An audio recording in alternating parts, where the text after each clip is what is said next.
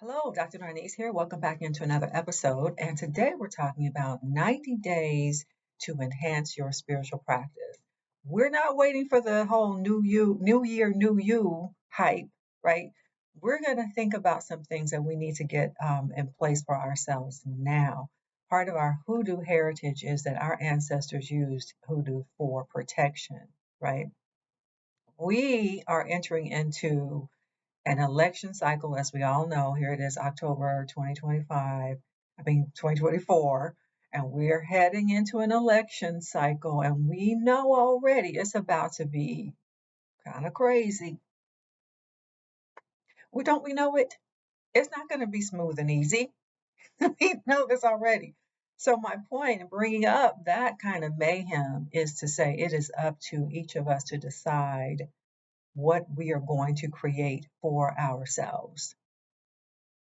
what what is the foundation that you want for yourselves and your family? Because things can really hit the fan in a number of ways. But what do you have for yourself and your family for your own well-being? Okay, we rely upon our spiritual practices. Okay, so are you consistent? This is 90 days into, well, really less than 90 days into the home stretch, right? January 2025, we will be inaugurating a new president. We will be inaugurating in a new president, and stuff can be going on. So, what do you have for yourself in place? Are you prayed up? Do you stay prayed up? Do you have you made a decision about what it is you want? Mostly people who work with me, you know, if I'm your coach, then I'm going to always press you on, well, who are you? Who are you and what do you want?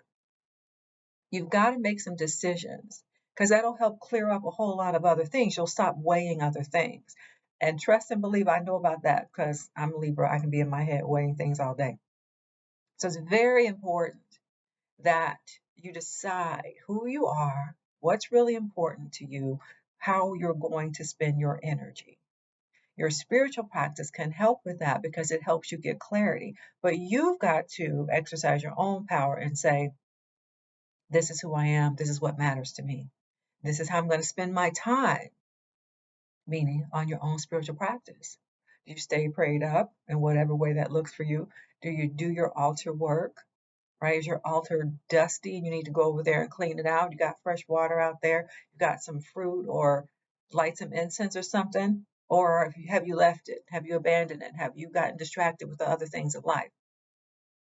So, as we get ready to slide into that new year, maybe now is a good time to get yourself right again, get your own mind right, so that as the chaotic things happen in the rest of this year, you're not so decentered, right? Our spiritual practice should be something that allows us to feel centered and secure and know which direction we're going. What are you trying to create in your life? If you were on the campaign trail of your own life, what would be your policies? What policies would you have in place for your life?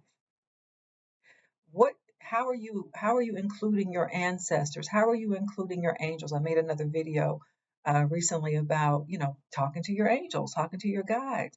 Make that a regular part of how you live life. Don't wait for the crisis moment. Don't wait for the emergency. And then you're like, well, I don't know if that's my own imagination or if that was really my guide.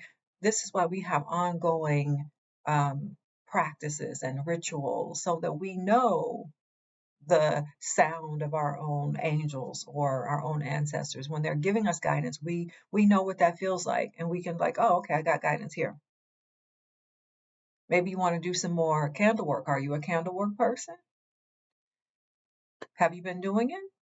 Do you need to get on that again so that as we ride out 2024 and into 2025, you're like, you know what? I'm going to at least pray for peace in my home, peace in my workplace, peace in my community. Maybe take that on as part of your spiritual practice as well, because we know that we about to We about to be in for it. But we don't have to totally rely upon the external. We can say, you know what, I'm taking control over what I can take control over. And part of that is your spiritual practice. So we don't want to wait already to January.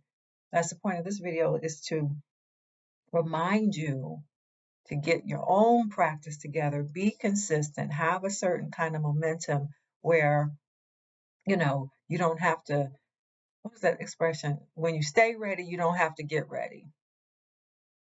That's what I should call this video. When you stay ready, you don't have to get ready. Because when things look chaotic on the outside, there's no time then to be trying to get ready. So, what is it like when you have guidance, when you know you have guidance from your angels, your ancestors? Don't be trying to figure it out when you're already in a crisis. Now we're behind the eight ball.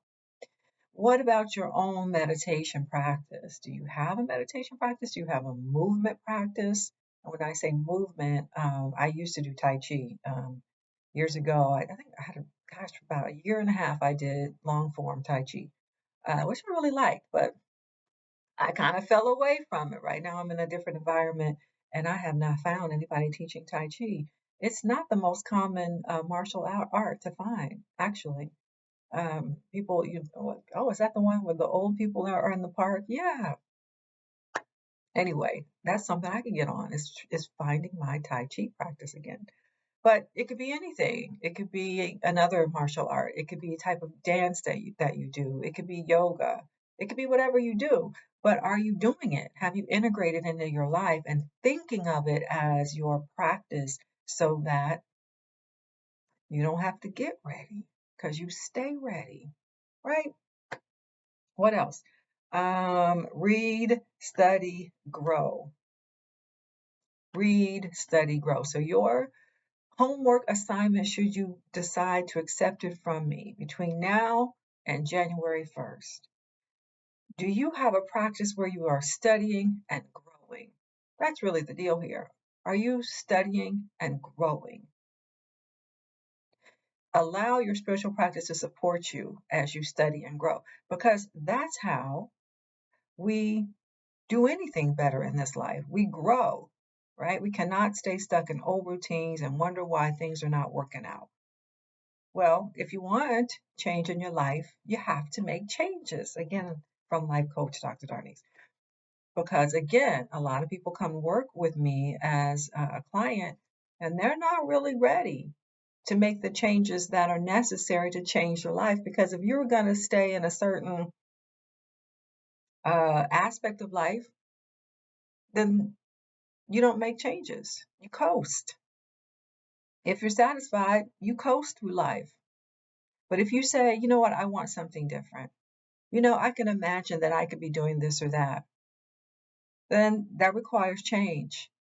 And a lot of people are not really ready to make that change, because I will say, okay, well, then what about doing this? What about doing that one? Well, and then people have their reasons/excuses. Anyway, should you decide to accept this assignment 90 days into the home stretch, what are the ways in which you are prepared to read, study, grow? Maybe you're going to commit to that bodily movement practice. Maybe you're going to recommit to your meditation, recommit to your yoga, recommit to your dance practice, recommit to your altar work, to your candle work. What you going to do? So leave that in the comments, and let me know what you're thinking about, or what you're like, well, I know I really could, should. Let me know. Let me see if you're going to commit.